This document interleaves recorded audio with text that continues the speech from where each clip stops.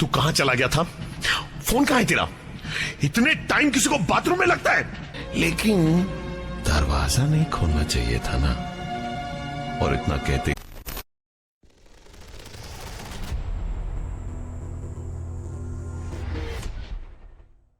तो दोस्तों, अगर आप भी हमारे चैनल पे पहली बार आए हैं तो हमारे चैनल को सब्सक्राइब कीजिए, क्योंकि मैं हिंदी में आपके लिए मजेदार गो स्टोरीज लाता रहता हूँ, जिसे सुन के आपको बहुत मजा आएगा और आप मेरी आवाज के फैन हो जाओगे। तो चलिए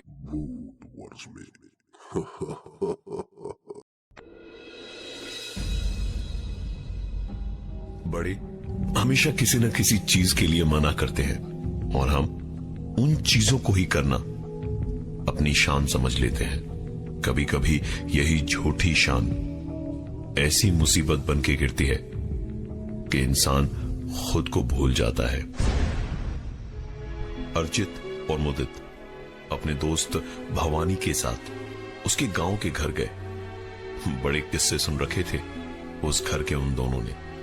गांव के खेत खलिहानों के इन सबको देखने की एक चाहत थी दोनों के मन में।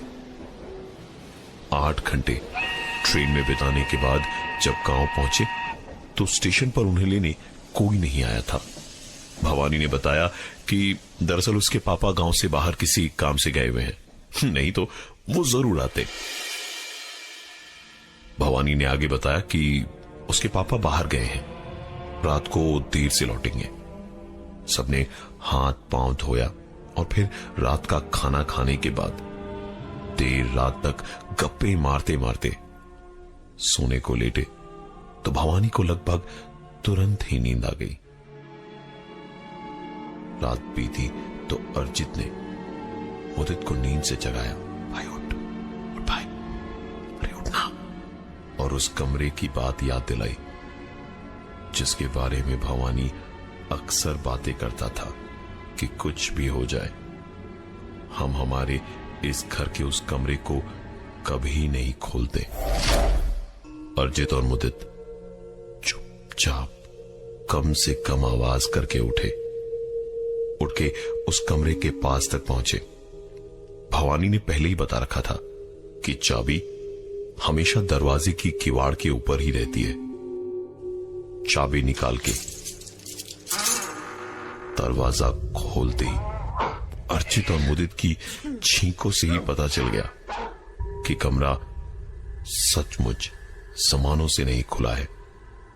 नाक पे कपड़ा रखे दोनों ने पूरा कमरा मोबाइल की टॉर्च लाइट की रोशनी में छान मारा, लेकिन कुछ भी ऐसा नहीं हुआ कि जिससे उन्हें कोई खतरा या घबराहट हो। एक नॉर्मल कमरे की ही तरह था ये, बस यहां धूल की मोटी सी एक परत जमी थी। दोनों कमरे से बाहर निकले, वापस ताला लगाया और आकर चुपचाप सो गए। सुबह भवानी ने दोनों को नींद से जगाया और गुस्से में कहा, तुम दोनों ने दरवाजा क्यों खोला था? अंदर घूम फिर के देख लिया? बहुत मजा आया ना? अब मुश्किल में फंसेंगे हम सब, कोई नहीं बता सकता हमें अब। दोनों को यह समझ नहीं आया कि भवानी को कैसे पता चला।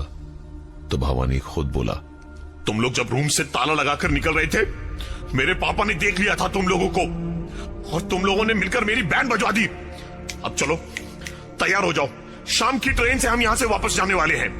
कोई गांव वांव किसी को नहीं देखना। ट्रेन के टाइम पे ही तीनों दोस्त स्टेशन पहुंचे। सब चुपचाप थे, कोई कुछ नहीं बोल रहा था। ट्रेन चली तो कहीं जाकर थोड़ा बेहतर हुए और सब बातचीत करने लगे। अर्जित पार पार घड़ी की तरफ देख रहा था कि जल्दी से कोई स्टेशन आए तो वो बाथरूम जाए, क्योंकि ट्रेन के गंदे बाथरूम से उसे हमेशा बड़ी नफरत होती थी। ट्रेन 5 बजे शाम को चली थी और 6 बजे तक जब कोई स्टेशन नहीं आया तो वो जितनी जल्दी हुआ बाथरूम जाके झट से वापस अपनी सीट पर आके बैठा। तो उसके बैठते ही जैसे मुदित और भवानी पागल हो गए। दोनों एक एक करके उस पर चिल्लाने लगे, अबे तू कहां चला गया था? फोन कहां है तेरा? इतने टाइम किसी को बाथरूम में लगता है? अर्जित को लगा शायद दोनों मजाक कर रहे हैं। वो बोला, भांग पी ली है क्या? हा? मुझे मुश्किल से 5 मिनट नहीं लगे होंगे बाथरूम से वापस आने में। अर्जित की बात सुनने और मानने को वो दोनों तैयार नहीं थे। उन्होंने अब जो कहा उससे अर्जित भी समझ गया था कि वो दोनों सच बोल रहे थे। उन्होंने अर्जित को टाइम देखने के लिए कहा। घड़ी में देखा तो 7 बज रहे थे। अर्जित ने कहा, यार मुझे बड़ा अजीब लग रहा है, मैं जरा गेट के पास ताजी हवा में जाता हूं। इतना कह के अर्जित सीधा ट्रेन के दरवाजे के पास जाके खड़ा हो गया।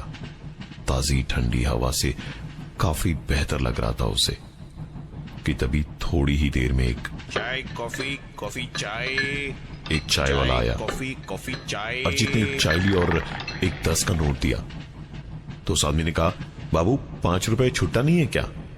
अर्जित ने ना में सर हिला के जवाब दिया तो उसने कहा कि बाबू 5 रुपया छुट्टा नहीं है तो कोई बात नहीं है, लेकिन दरवाजा नहीं खोलना चाहिए था ना।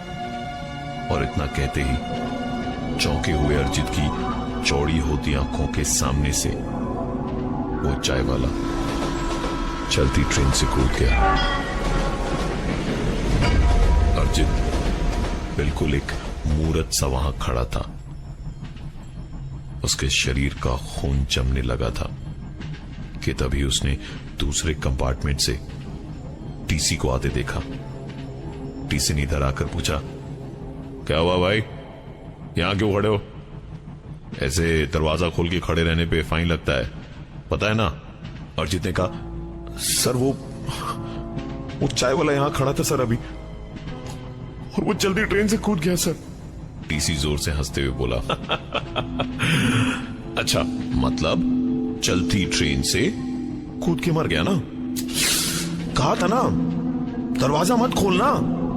अब देखो चाय वाला गया, अब मैं भी चला। इतना कहते वो टीसी भी वहां से कूद गया। अर्जित को लगा कि वो वहीं बेहोश हो जाएगा। अब उसकी आंखों के सामने पूरी तरह अंधेरा छाने लगा कि तभी मुदित उसको ढूंढता हुआ वहां आया और बोला, अबे देवदास, यहां से क्या कूदने का प्लान है तेरा? चल अंदर चल, गप्पे मारते यार, यहां अकेले खड़े कब तक रहेगा तू? अर्जित डरा हुआ तो था ही, वो कांपती आवाज में बोला, यहां से अभी एक चाय वाला और टीसी उस कमरे को खोलने की बात करते हुए दोनों चलती ट्रेन से कूद गए। मुदित हंसा और बोला, हाँ भाई, कमरा खोलने को तो मना किया था, क्यों खोला भाई तूने? इतना कह के मुदित गेट की तरफ बढ़ ही रहा था कि तभी अर्जित को ऐसा लगा जैसे किसी ने उसे जोर का धक्का पीछे से दिया हो, और वो सीधा मुदित से ऐसे टकराया जैसे वो मुदित को ट्रेन से बाहर फेंकना चाहता हो। हाँ, हाँ। मुदित पलट के चिल्लाया, अबे तू पागल हो गया क्या? अभी गिर के मर जाता मैं। चाय वाला गिर गया, टीसी गिर गया, और फिर मुझे गिरा करके किसी और को ऐसे ही बोलता ना, मेरा दोस्त भी गिर गया। अर्जित रोते रोते बोला, नहीं भाई नहीं, मेरा यकीन मान, मुझे किसी ने पीछे से जोर का धक्का दिया था। मैं क्यों मारूंगा तुझे यार? हाँ, मैं क्यों मारूंगा? बता ना, मैं तुझे क्यों मारूंगा यार? ऐसा नहीं हो सकता, तू मेरा दोस्त, मैं तुझे कैसे मारूंगा? मुदित गुस्से में दंदनाता हुआ वहां से सीधा अपनी बर्थ पे जाके लेट गया। अर्जित ने भी कुछ ना बोल के चुप रहना ही ठीक समझा। वो भी आंखें बंद करके लेट गया कि तभी थोड़ी ही देर में एक आवाज आई, टिकट दिखाइए। आंखें खोल के देखा तो अर्जित देखता ही रह गया। सामने वही टीसी खड़ा था और एक एक करके सबकी टिकट देख रहा था वो, और जितनी देर में पलट के वो अर्जित की टिकट देखता उतनी ही देर में एक आवाज और आई, चाय कॉफी, कॉफी चाय, चाय कॉफी। कॉफी, चाय। अर्जित चुपचाप दूसरी तरफ पीट करके चद्दर तान के लेट गया। थोड़ी देर के बाद मुदित उठा, चप्पल पहन के बाथरूम गया तो देखा अर्जित वापस ट्रेन के दरवाजे के सामने खड़ा था। मुदित उससे नाराज तो था ही, इसलिए उसे नजरअंदाज करते हुए बाथरूम की तरफ जाने लगा तो अर्जित ने पीछे से कहा था ना, कमरे का दरवाजा नहीं खोलना चाहिए था। मुदित पलटा और उसने अपनी आंखों से पूरे होश में देखा कि अर्जित चलती ट्रेन से बाहर कूद गया। मुदित की सांसें ये देखकर उखड़ रही थी। हांफता हुआ और सीने पे हाथ रखे अपनी बर्थ पे पहुंचा तो उसने देखा अर्जित तो चुपचाप अपनी बर्थ पे लेटा हुआ है। मुदित अपनी बर्थ पे उठा और कंबल ओढ़ के लेटा। यकीन तो उसे अब भी नहीं हो रहा था कि यह असली अर्जित है या वो जो कूदा था। उसने हाथ बढ़ा के अर्जित को छुआ तो तुरंत ही अर्जित ने पलट के एक झटके से कहा, भाई अब यकीन हुआ मेरी बातों का? डरे हुए मुदित ने हां में सर हिलाया, तब कहीं अर्जित को सुकून आया। अर्जित उससे पूछने ही वाला था कि उसके साथ क्या हुआ कि तभी दोनों ने एक साथ नीचे की बर्थ पे देखा तो भवानी वहां नहीं था। भवानी की जगह कोई और लेटा हुआ था।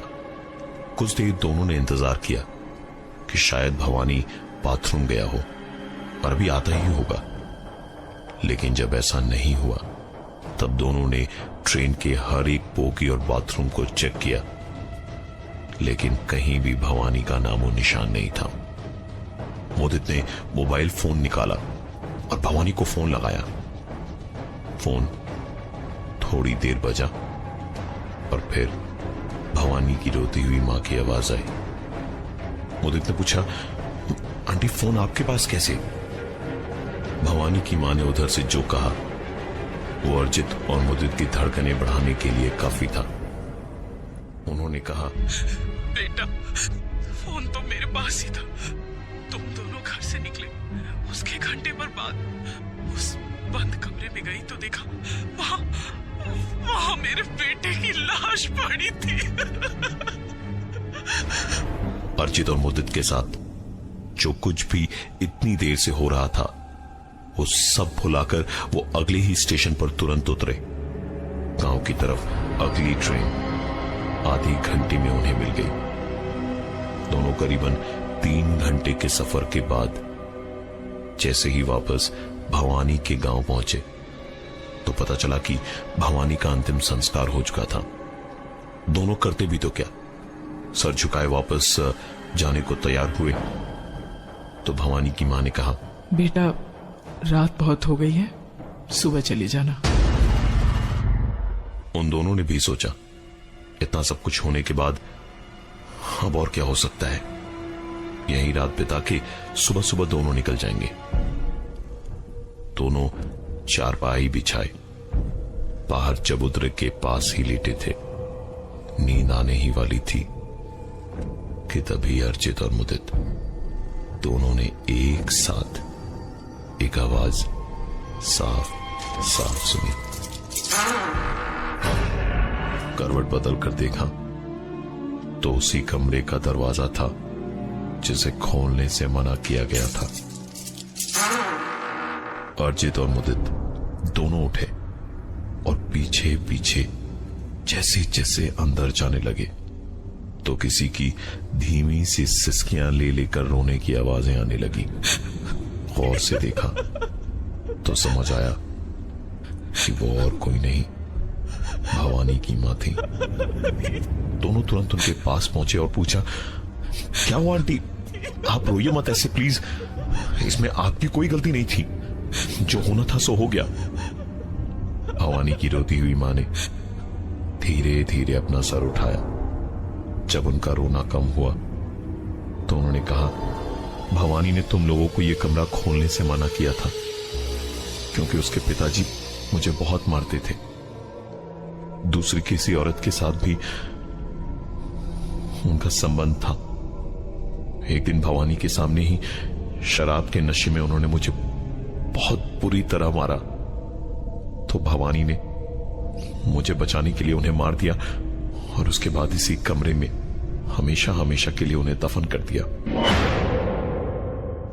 उस दिन के बाद से यह कमरा हम लोग बंद ही रखते हैं क्योंकि भवानी को आए दिन यहां के दरवाजे पे खटखटाने की आवाजें सुनाई देती थी और कई सालों से मुझे और भवानी को मारने की कोशिश कर रही है उसके पिता की आत्मा। अभी जब मैं सो रही थी तो मेरे कान में मुझे भवानी के पिताजी की एक आवाज सुनाई दी, मैं तुम्हें सुबह तक मार दूंगा।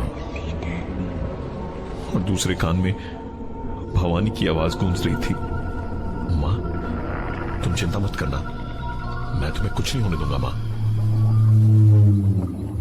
अर्जित और मुदित ने जिंदगी में नहीं सोचा था कि कैसे 2 दिनों के अंदर ही इंसान की सोच और उनका विश्वास ऐसे बदल सकता है। वो चाह के भी सिर्फ यही बोल पाए, आंटी भवानी नहीं है तो क्या हुआ, हम भी तो आपके बेटे हैं, आप हमारे साथ शहर चलिए।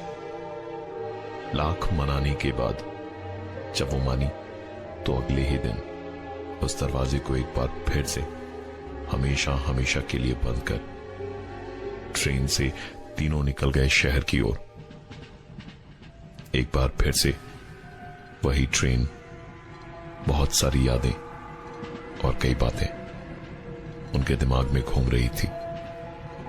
थोड़ी ही देर में उनका स्टेशन भी आने वाला था। आंटी उठकर वॉशरूम की तरफ गई थी। अर्जित और मुदित सीट पे कोने की साइड में ही बैठे थे। अर्जित ने देखा कि आंटी दरवाजे के पास खड़ी हैं और उसे देखकर मुस्कुरा रही हैं। अर्जित उन्हें देख ही रहा था कि उन्होंने वहीं से कहा था ना दरवाजे को मत खोलना, और इतना कह के हंसते हंसते वो भी कूद गई। दोनों भागे भागे दरवाजे तक गए, पर पछताने के अलावा अब वो कुछ और कर भी नहीं सकते थे। निराश झुके हुए कंधे लिए जब वापस अपनी सीट पे आए तो देखा आंटी वहीं बैठी थी अपनी सीट पे।